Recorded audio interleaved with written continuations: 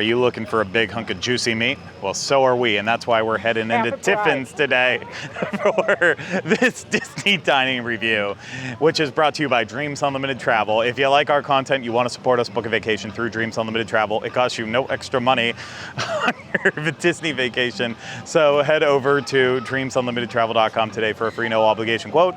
And this is also brought to you by our wonderful Patreon supporters. If you want to get more exclusive content from our Diz team, head over to patreon.com/DizUnlimited. Tiffins, what is there to say? It's the restaurant that's connected to Nomad Lounge. It's just as you're on your way into Pandora, the world of Avatar trademark, I'm sure. And it is Animal Kingdom's signature restaurant. I know you're shocked. You're like, Yak and Yeti's not? No, it's not. It's Tiffins. I don't know if I have Tiffins money, and we're going to find out today. I'm sure it's going to be expensive. Thanks, John, in advance for paying for our meal. I hope we enjoy it.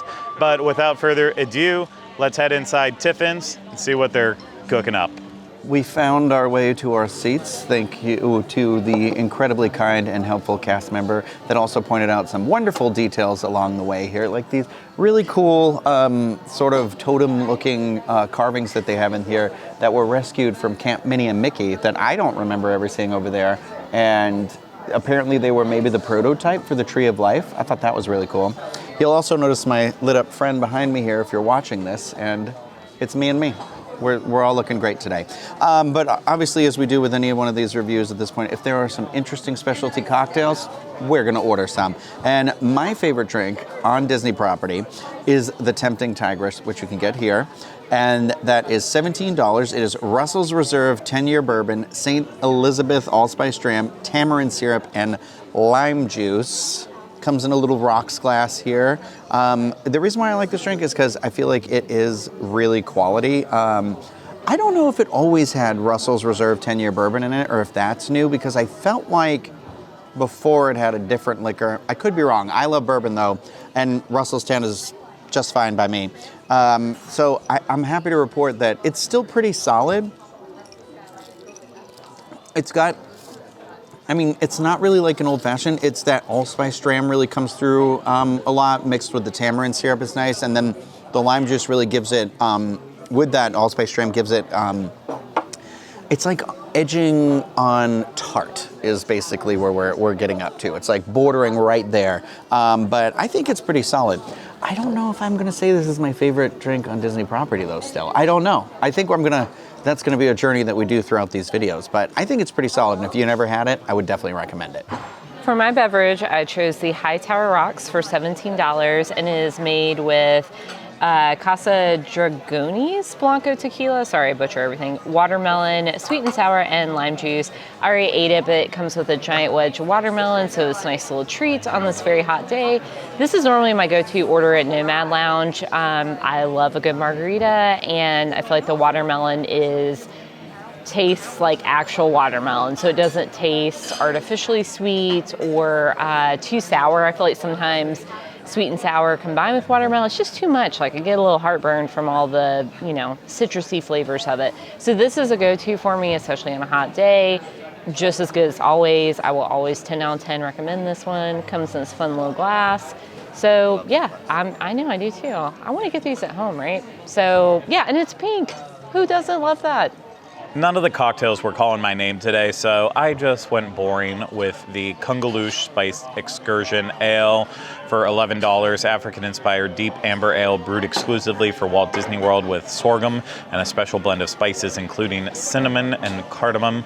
And you can get it here, you can get it at Nomad Lounge, and then you can also get this at Skipper Canteen in Magic Kingdom, and I think that's actually what I had when we ate there with Erica a long time ago. But for me, if it's on the menu and I'm not seeing anything else, it is a solid beer to fall back onto. Yes, it is. It's a little sweet. It's a little malty, but the cinnamon just, it does have those Christmas feels to it at the same time too. So I highly recommend it.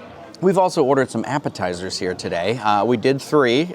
We got the charred octopus, for $19, which was the sweet corn salsa, chorizo, tequila, mole rojo, pickled onions, and cilantro. And then we also got the pineapple glazed pork belly for $15. That was pineapple glazed pork belly with guajillo, chili sauce, chicharron, spiced pickled vegetable slaw, and then the Korean barbecued mushroom bao buns for $15, which were grilled oyster mushrooms, cucumber kimchi, pickled green papaya, what came with that. For me, my order for those, I think the bao, I'm going to tell you right now, the bao buns are at the bottom. I would not get these again. I wouldn't recommend them. I feel like the oyster mushrooms are really slimy in here, and I didn't really get a lot of any of these other flavors in here. It just became a little bit of a mess. It even fell apart when I was eating it, and I love bao.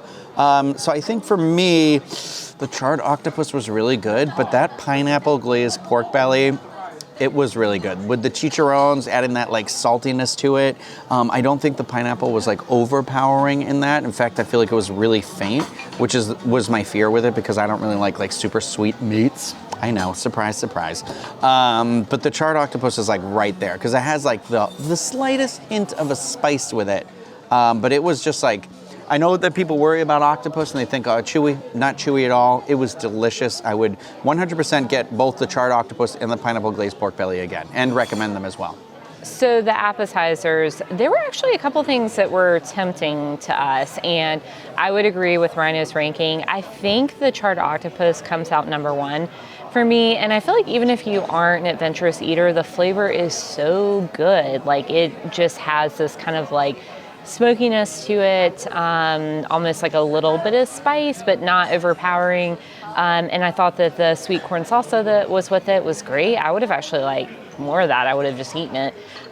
So yeah, I feel like that, and the way it was prepared, it wasn't overly chewy, and then, like the little tentacles, like it wasn't chewy or slimy or anything weird. So if you are looking to do something different, I thought the flavor on that was fantastic. That's a number one for me for sure. Number two, I did enjoy the pineapple glazed pork belly. It almost seemed to have like a little bit of cinnamon or something in the spice, and the pineapple glaze with the cinnamon, it just kind of like reminded me of Christmas. So that was very good. And it was, I feel like for $15, the signature Disney restaurant, it's not a bad price. Like the portion was a pretty good size. I mean, I would say probably splittable for two people. Okay, so the bao buns were very disappointing. I usually always love bao buns, and I like mushrooms too, but the mushrooms were slimy, but also the texture was hard to like bite into them, and it was like a big mushroom, so it wasn't like, anyways, it was a mess. There wasn't enough of, I feel like, a flavor in the sauce to make it anything special, so that one's a hard pass for me. I mean, it wasn't like disgusting, but it wasn't anything memorable, especially when you compare it to the pork belly or the octopus. I think my viewpoint on the appetizers is a little bit skewed because I did not really actually have any mushrooms in my bao bun. The bao was nice and soft. I liked the cucumbers in there and all the pickled vegetables in it, but I just didn't have any mushrooms. So I'm also not I don't feel bad about it because there's no way it was going to beat the pork belly or the octopus. The octopus I didn't actually want to get because I've had it here before, and I'm like, I've been there, done that. Let's try something different. And then as soon as you took one bite of it, it's like, this is why this is such a good appetizer and should never leave the menu. Cooked perfectly, just so delectable, and getting that little bit of spiciness in there. I think with the chorizo, the mole, actually, as much as I don't like mole, I thought that it paired very well with the octopus. Just a really nice dish. And the pineapple glazed pork belly, I thought the pork belly was perfect. There was obviously a lot of sweetness with it with the pineapple. I don't even know if I necessarily got the pineapple flavors, but I did get some sort of, I got the same sort of a kind of cinnamon taste that Hannah got with it too. So there's something happening there, but it was really good too. I don't think you could go wrong with either one of those appetizers. For the main course, we had quite a heated debate here. No, it wasn't even that heated. We can't count on Hannah to tell the truth about what she really wants to eat anymore, so we hide. We all wrote mystery lists and then turned them over. So, which is fine because that ended up, everybody picked something that wasn't on anybody's list. So I ended up with the Surf and Turf, which is actually the most expensive entree on the menu for $68. It is South African braai spiced beef tenderloin, seared scallops, truffle polenta, grilled vegetables, tahini butter, and a cola demi-glaze. And I thought this was plated beautifully when it came out. It is not a super large portion, but hello, when it's fancy food, it never is, I feel like. That's just me being growing up down here, not knowing how up here eats. But I will say the standout part of this dish was that beef tenderloin. It was delicious. I ordered it medium. The chef recommends medium rare, and I definitely think it came out like maybe teetering toward the rare side, which is fine because that's like in my head actually what I wanted. But it was delicious. I wasn't in love with the scallops though. I felt like they were good, like texture, consistency and stuff, but they were just like that little bit of fishy, and I'm just being a New England brat about it. But the truffle polenta also I felt like was just like a little bit dry, but where the truffle, like that flavoring was on that plate, when that came through strong, that was really good. So I have to say, all in all, I don't think it was worth a $68 dish, but I do think that beef tenderloin was an absolute standout item. So it wasn't like I didn't like it. I wasn't like, yeah, $68. So I'm not unhappy with my choice, but I don't know if I'd like say, hey, next time you're here, give this one a try.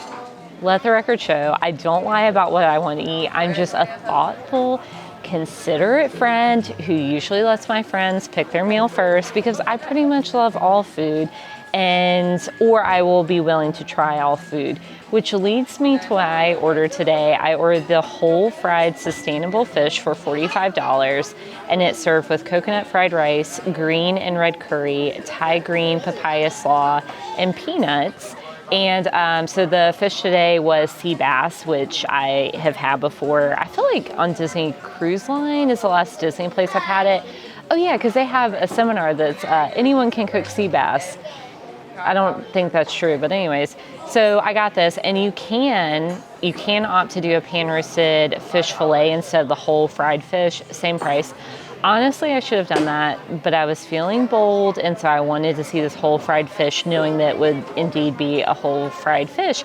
Yeah, when it first came out, I didn't feel as brave. You know, he was definitely like looking at me, mouth open, like, why did you do this to me? And that made me kind of sad, but we powered through it. Craig helped me debone. It was delicious.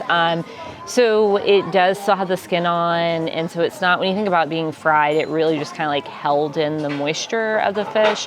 But I thought the flavor was great, and then actually the fried rice that came with it was kind of like the secret weapon. Like that with the fish was delicious. And then also it's saying, I guess it's the green and red curry was the base, and that provided quite a bit of spice. So I thought it was awesome. And really, because it is a whole fish, so there's two fillets. Like I think you could have maybe split that with something else. Like maybe that would have been a good date night. You could have gotten that and then shared it with something else. But like keep in mind, it is a whole fish, so it's tail, eyes, mouth wide open. So you gotta do a little surgery on it.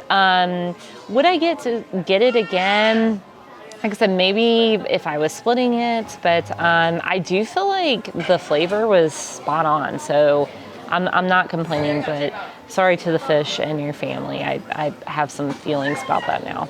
Last but not least, we know I had to go with the Tiffins signature burger that took the internet by storm, because how good can a $28 burger be? Or how good should it be, I guess should be the question. So Tiffins signature burger, $28, in-house beef and bacon blend, aged cheddar, demi-glaze, Parker house roll, and seasoned waffle fries.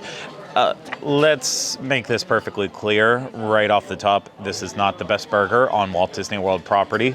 I would put the one that we had at Three Bridges over this one, and I think Rhino and I had another stack burger over at Contemporary, and I'd probably put that one over that too, even though that fell out of my graces, and I put boathouses over this one too. So signature, while it may be, it was not the best. The beef and bacon blend was really nice. I asked for it to be cooked medium, and it was cooked perfectly. The cheddar, because it was aged cheddar, it didn't just feel like a normal cheeseburger. It didn't have a funk to it, but it had that really strong cheddar flavor coming through. The demi-glaze was a little bit too sweet for me. Parker House roll, I thought, was the perfect choice on that. The seasoned waffle fries that it came with were very thin waffle fries, and they did have like a barbecue blend seasoning to them. And so that's nice, lots of flavors of paprika. I liked the flavor of the waffle fries, but they were way too thin, and so I feel like they got overly crispy because of that. And I don't like crunching on French fries. I'll crunch on a chip any day of the week, but I don't want to crunch on French fries. So these were just a little too overcooked for my taste, and they were served with a little bit of like an aioli on the side that I believe also had a kind of a barbecue seasoning style flavor to it. I won't get it again. So we got the dessert menu, and there are 4 desserts on this menu right now, but there's also some loose leaf tea selections, Joffrey's coffee, and hot coffee cocktails as well. For myself, I went with the white chocolate orange creme brulee for $15. This is blueberry cardamom curd, Amarillo ice cream, orange chutney, Salua cookie, Ras Al Hanout candy crunch. So, I don't know if the ice cream was Amarillo, because I thought that was like chocolate based, and my ice cream was definitely like a vanilla. But it was good. The ice cream was good. This creme brulee was really good too. I like that it was served out of a dish, so it was like the blob of it with the little thing on top. But I thought like the blueberry cardamom curd, on the side was nice with the sugar crust on the top was really good, and then having that like candy crunch under the ice cream. I liked all the textures, and it was enjoyable. So I think for $15, it was pretty solid. In terms of all the other desserts offered here, I would maybe I would maybe think about trying the sweet mango sticky rice next time. I'm not usually a big mango person, but I do like sticky rice, and so that sounds kind of interesting. There's like an avocado sauce on it. I don't know. That's a curveball, but would I recommend my dessert? I think I would. I enjoyed it. So I, for dessert, got the Remember Who You Are Lion King 30th Anniversary dessert. We had to. It's brand new. It's Lion King 30th Anniversary. The stuff is everywhere in Animal Kingdom. So this is $15 also. It is a Kenyan coffee mousse filled with caramelized bananas, chai chantilly, banana caramel sauce, chocolate coffee crumble, and then a chocolate Lion King decor and sugar sun. It is beautiful. The sugar sun was especially impressive. I thought it was plastic at first. I was like, there's no way that's sugar. So presentation was very beautiful. I do like chocolate and banana, so I was initially very excited about that. And then, as you can see in the picture, it's kind of almost like deconstructed, but the thing is when you ate it, it tasted deconstructed. So it was almost like you were tasting each of the ingredients separately, but also at the same time. And then the banana flavor, so I as I mentioned, I love banana, but it almost, I don't want to say tasted artificial, but it was just like such a strong banana flavor that just kind of, I felt like took over everything in the dish. So and then the main portion of the dessert is the mousse. It did kind of look like poop. We did comment on that. So like literal lion poop. So I don't know. I mean, maybe I'm kidding. That's not part of it. But yeah, so you have to kind of like cut into the mousse, and then that's where the banana was. So it was a miss for me. It wasn't bad, but I wouldn't order it again. It was pretty. So I'll say that. I also did splurge and get a press pot, which Craig and I shared, and we got the Peruvian coffee. It's a Joffrey's blend. It's some of the best coffee I've had in the theme park, so so I'll tend to recommend that. But the dessert, get it for the picture, maybe not for the way it tastes. I chose for my dessert the Champurrado chocolate bar. It was $15. It's a spiced chocolate ganache, super dense. Medalla Negra mousse, dulce de leche, passion fruit lime sauce, and a chili meringue. I'm not sure I got any of the chili meringue like popping out, but that would have been pleasant had it been part of it. The only thing I would take away from this dessert actually is the passion fruit lime sauce. At this point, we all know Craig doesn't like mixing his fruit and chocolate together, so I found that to be a little bit off-putting, but the presentation was beautiful. The ganache, Hannah and I still can't figure it out because we recently had another dessert. We think it was one of the ones at Sanaa that was very similar, and I don't know, I just love it when it's like so dense. You're like, I don't even know if I can slice through this chocolate. It was extremely rich, but maybe it was the coffee that was helping me get through it, unlike other times where I'd complain it was too much, but I would get this dessert again. It is a chocolate lover's dream, and hey, just so you know with it, it is made or contains alcohol product, so keep that in mind. I believe that would be the Modelo that's part of it, but keep that in mind. Numbers. The time has come for our numbers, and going right in with the ambiance, I'm going to give it a 9. I feel like it was very pleasant in there. It was that right type of lighting I enjoy, where it's like not too dim that I can't read the menu, but it's also not so bright that I have to remember what I look like. You know, so it's like it's one of those. It just was cool. It was air conditioned. There was like, I could hear the music playing, but it was also never loud. And it wasn't also like, I didn't feel like it was so quiet I couldn't talk. So I felt like it is accomplishing exactly what it is set out to accomplish. So I'm giving that a 9. Food prep and presentation, also a 9. I think everything that I kind of saw today, with the exception of, I think, the bow, everything was kind of like very nice and beautifully plated. And like our entrees, at least, were like little works of art. I mean, Hannah's fish was essentially like a Muppet that had been cooked for her and brought out. And then quality of taste, I'm going to give it an 8. I feel like everything I had was pretty solid. Like I already said in the video, wouldn't get those bao buns again. You know, a couple things were like, here or there, but I felt like a 7 was too low. So I think like an 8. I feel like I had pretty solid choices in here. The service, a 10. I feel like our server was great. He came over just the right amount of time, you know, refilled the waters. He was very friendly, very polite, very kind, you know, and he talked with us for a sec. So it was like, it was that perfect balance, I felt like.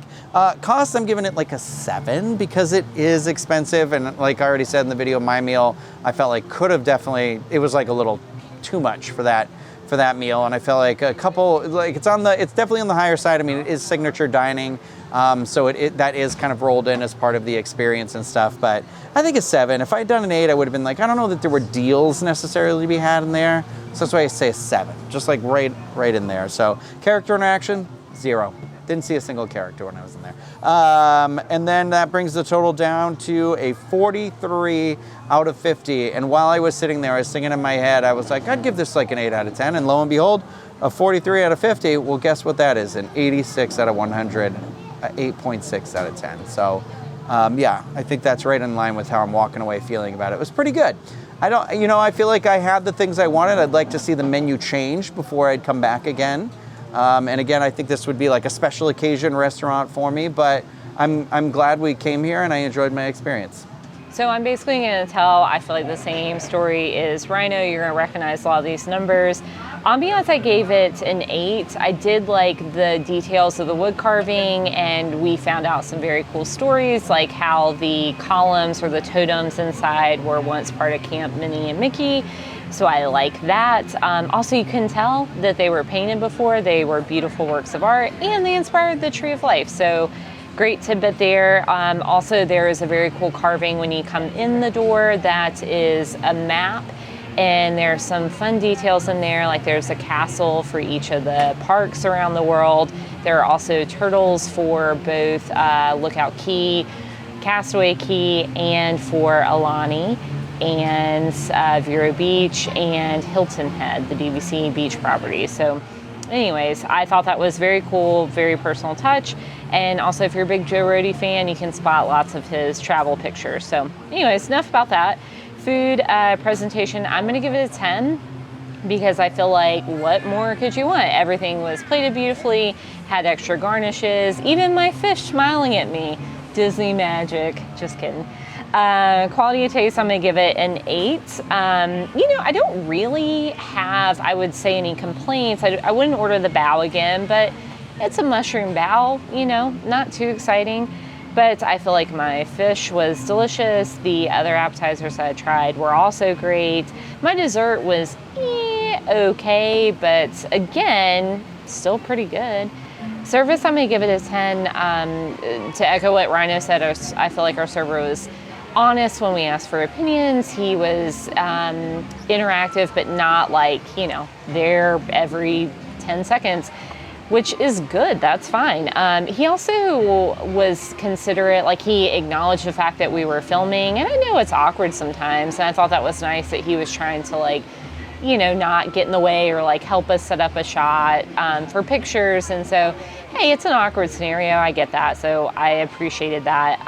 Also, I just want to give a shout out to all of the people in the restaurant. They were everyone who sat at our table and were kind of at the hostess stand wanted to tell us about the restaurant and some of those hidden details. So again, I feel like that was that little bit of extra that you only kind of get at Disney. So cost, I'm gonna give it a 7. Look, it's a signature restaurant. It was expensive. So it's hard to say because I feel like, it's a unique experience. It's inside a theme park. You're eating unique food. But again, it's very expensive. My main dish was $45. So there you have it. So 4.3 out of 5 or a 43, same score as Rhino's. So I probably won't come back for a minute just because of the price. But I think, again, like Rhino said, special occasion restaurant, it's a treat. I concur with Hannah. I gave it an 8. I thought that this restaurant is essentially the animal kingdom of restaurants. And I know that makes no sense, but I mean that Animal Kingdom seems like a theme park, and then as you walk around, there's so many details that are purposeful around here that you wouldn't know unless you ask people about what's happening there. And that's the same thing inside Tiffins. It's that exact same spirit where it is just chock full of details that until you have those conversations, you'll say it's pretty, but then once you learn the backstory, you just feel richer because of it. So a little dark inside there, got a little tired, a little quiet at times, but perfect for a romantic date night perhaps when Animal Kingdom's open later. But yeah, it does feel a little bit weird having such a romantic meal for lunch. But for food prep and presentation, I gave it a 9. While most everything looked good, I felt like each round there was one thing that didn't look quite as good. The bao buns obviously weren't really presented very well. My burger was on a weird tin tray where the burger was so small sitting on there, and then just a smattering of fries, not flies. This was just kind of sloppy. So I've got to knock a point off for that. And I saw their signature bread service, which we didn't get. I know, a signature bread service, how did we not get it? But when we saw them carrying it out on a 3-tier tray that just didn't really look up to our speed, it's instant pass on that. But for quality and taste, I gave it an 8. I feel like everything was almost all the way there, if not there. There's just a couple little exceptions. I would have done some things differently with my burger. Appetizers, the bao wasn't, on par. So it was very good. I'm just getting a little bit too into it, but 8 is a solid score. Service, 10. We've already said enough about our server, Habib. He was incredible. Cost, I'm giving it an 8 because this feels signature. Everything about it. The service feels signature. The food feels signature. So I expect signature prices, and I feel like the portion really matches up. With mine, for a $30 burger, that's the only one. That was questionable. Rhinos felt expensive, questionable, but scallops and beef tenderloin, I mean, come on. Desserts all fell in line. Hannah's whole fish, we left fish. We left a lot of good fish out there. Even once we despined it and really went to town on it. But yeah, cost 8. And that brings my total, if you're doing math, completely different from Rhino and Hannah's. I got a 4.3 out of 5. So there you have it. I believe for the first time ever, the official DIS Unlimited rating for Tiffins is 4.3 out of 5. a solid score. Definitely check it out. And just to note, the burger, it said it's only part of its lunch menu. I have no idea if they're serving it for dinner. Should have asked that, but too late now. I'm not going back to ask, but just keep that in mind. Anywho, that's going to do it for this Disney dining review. I hope you enjoyed it. If you did, hit the thumbs up, subscribe to the channel, leave comments, questions, video suggestions in the comments section. If you're listening to this, subscribe wherever you listen to podcasts. Leave us ratings and reviews when possible. If you want to support us more, book a vacation through Dreams Unlimited Travel. Get that no obligation quote at dreamsunlimitedtravel.com today. Patreon, exclusive content from us on the Diz team, patreon.com/DizUnlimited. But that's it for us here at Disney's Animal Kingdom theme park. We'll see you again real soon with another Disney dining review. Take care, bye-bye, stay hungry.